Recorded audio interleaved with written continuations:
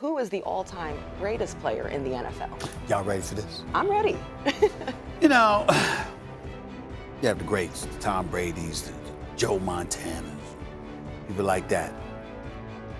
I thought about this long and hard last night, Max Kellerman, Marcus Spears, Rob. Primetime Deion Sanders, the greatest player in the history. Deion Sanders was a lockdown corner. He played wide receiver, was a punt returner that was great, was a kick returner that was great, and he would have won MVP had the Atlanta Braves won the World Series. What Deion Sanders' appeal should be is remarkable, startling athletic ability. I'm a firm believer in having natural talent. I 100% believe in some people just having it, being able to be the best with practice and work, but overall with a God-given boost that makes them exceptional from everybody else. We see it naturally with Simone Biles, one of the greatest gymnasts to ever step foot in gymnastics. I made a separate video on her previously, so go check it out when you get a chance. But Simone is an elite in her craft. She's been able to do elite stunts that no other gymnast can duplicate. She knows just what point to flip while defying gravity itself with her small frame. That itself is God-given. Or Shannon Sharp, who grew up in a small house in Georgia. His family was dirt poor, extremely poor, so him and his brother found an out in sports. Being multi-talented in football and track and field, Shannon is considered to be one of the best tight ends of all time, finishing his 14-year career with 815 receptions for over 10,000 yards and 62 touchdowns in 203 games. Then you have a veteran like Deion Sanders, who was the most athletic, sought-after player of his time. Everything he did touched gold. No matter the sport, everything he did was just that good. He really had the natural drive to dominate no matter the field he stepped on. He is one of the greatest athletes of all time. Sanders grew up in Fort Myers, Florida. His mom, Connie, and father, Mims, divorced when he was only 2 years old. His father dealt with drug issues and he couldn't properly care for Deion as a child, leaving his mother to fend for the family and the rest of the siblings. He grew up incredibly poor. While his mother worked 2 jobs to support the family, the area he stayed in was rough and Deion was starting to become subjected to his environment. In order for his mom to stray him away from the negative influences, she enrolled him in Pop Warner football and his talent was unveiled from there. He had the drive that made him stand out from others. By the time he enrolled in high school, Deion was a beast in all genres. He was playing football, basketball, and baseball, hitting the triple combo. In every season, he occupied his time with a different sport, refocusing from his home life. Knowing where he came from and watching his family struggle, he knew what he wanted early and he knew how to get there. He was so sought after that when he graduated high school, he already had an offer to play baseball for the Kansas Royals for $75K. He opted out against it and decided to take a full ride to FSU instead. Deion was the best player on his team. His athleticism always stood out. He also played track and he was exceptionally fast on the field.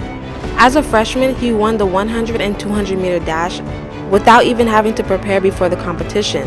That ability to just always go made it look easy the way he would navigate on the field. His natural athletic build was a force to be reckoned with. He had the natural ambition that gave him the ability to excel more than anyone around him. During the football games, the offense wouldn't even throw in his direction. It was the same in high school as in college. When football season was over, he'd start playing baseball and track right after. Some even saying he would play baseball and during the game, change in his track uniform, relay, then change back into his baseball uniform and win again. He got his primetime name in high school, but in college, that's when it stuck.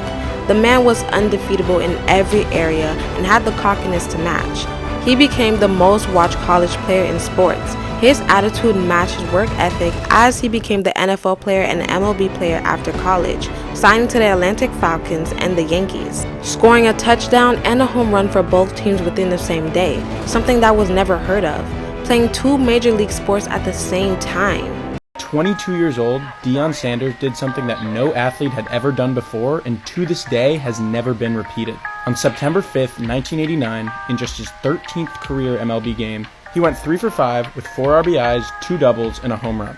5 days later, during his first ever NFL game, he did this.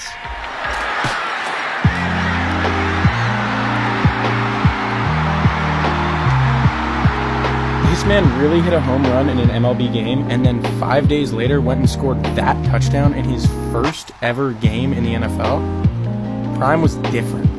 He knows he's the best and he wore it on his sleeve. Primetime during his peak was everywhere from brand deals to working with big companies like Nike. Primetime was having the time of his life and he developed that into his own ego. This alter ego had the cocky character and the attitude of being the best. He wore his chains and was loud with his appearance, allowing his presence to be felt. He knew he was the man and acted accordingly. Although he was great, he was also the media's punching bag because of him and his big head and the jealousy. Eventually, he stayed in ATL playing for the Braves and the Falcons all year round, watching him play both sports on the same day with no rest. He was incredible, but they always say if you don't have haters, then you ain't doing something right. He had reporters that went against him and criticized every little thing that he did, but he still remained the best to ever do it. But from the outside looking in, he has everything, but the inside, not everything was what it seemed. The death of Deion's father hit him hard, and in the midst of that, his marriage with Caroline Chambers was falling apart and they soon got divorced. With Caroline gaining full custody, it was weighing on him and that he wasn't able to see his children. It made him fall into a deep depression to the point he wanted to unalive himself. He wrote a suicide note and drove his car off the cliff. Luckily, he survived by the grace of God. He saw it as a blessing that it wasn't his time yet. He was moving fast and this was his wake-up call to slow down and change himself for the better. Positive, positive, positive, positive. We're ending mental health awareness month. Lowest moment of your life. That's suicidal. Whoa. Yeah, I was suicidal. I was That's deep. everything, dog. I had everything. Every time you turn on the TV, I was on every commercial, top of my game, playing 2 sports. And I tried to take myself out in Cincinnati, Ohio. Basically because my babies had been taken from me. That was the only thing I felt like loved me at the time. Everybody else, they loved what I did, but they didn't love me because they didn't know me.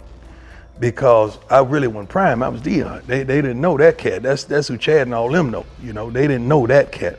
And my babies, I was going through a tremendous divorce, and I couldn't get them. Like, bring me my kids, have my aunt come with the kids, and that didn't go down. So I was up under extreme, I would call it stress, pressure, and I didn't no longer want to be here, man. And that was God was calling me collect, and I wouldn't accept the charges.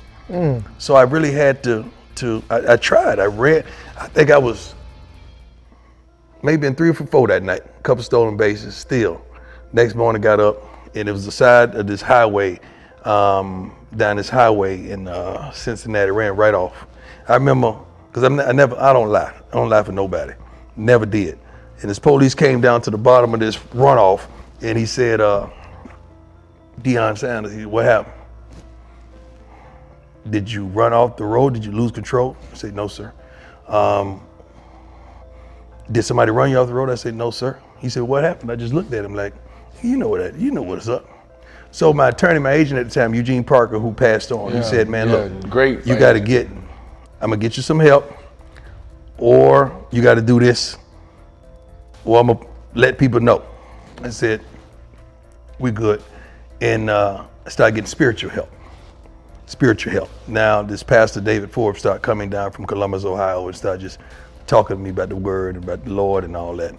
And I gave my life to the Lord in a condo all alone in Cincinnati, Ohio, where I was playing baseball, man. So I went through a roller coaster of emotions. I was at the bottom of, to me, what life was.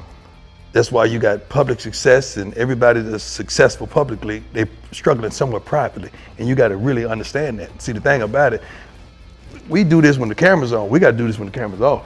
We got to talk to each other, man. We got to love each other. We got to, hey, man, Fred, you all right, dog?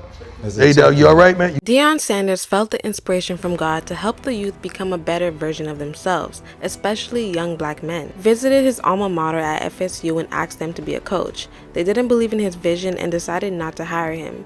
This led him to visit Jackson State and get an opportunity to coach. The school was in disarray and didn't have enough equipment for all the players. Deion got Nike to donate all the equipment and paid to upgrade the field and facility. He donated half his $300,000 salary to help renovate JSU's football facility. That was all for the players, to ensure that they could get the best without feeling like they don't have the proper backing. Deion was quoted saying, "They deserve it. We can't show off a locker room that we're not going to enter unless we move. A lot of folks are talking about it. I'm truly about it. A lot of folks talking about bringing the solvency to problems. I'm truly about it. A lot of folks talk about what they're going to do. I do it.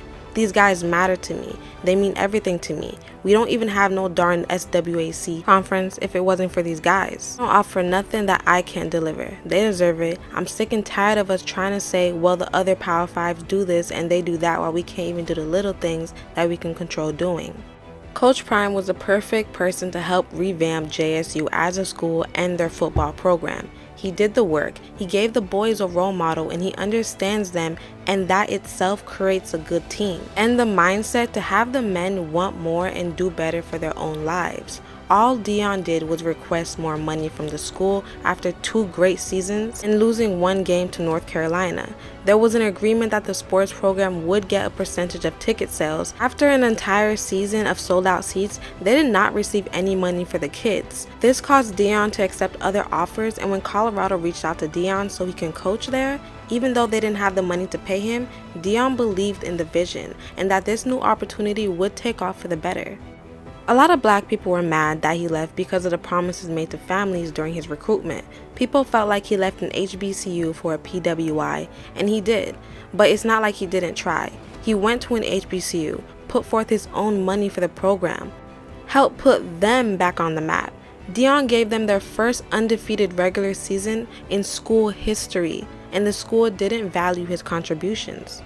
You can factor in the lousy management that forced Deion to find a school where he could provide the best opportunity for his players with the resources available.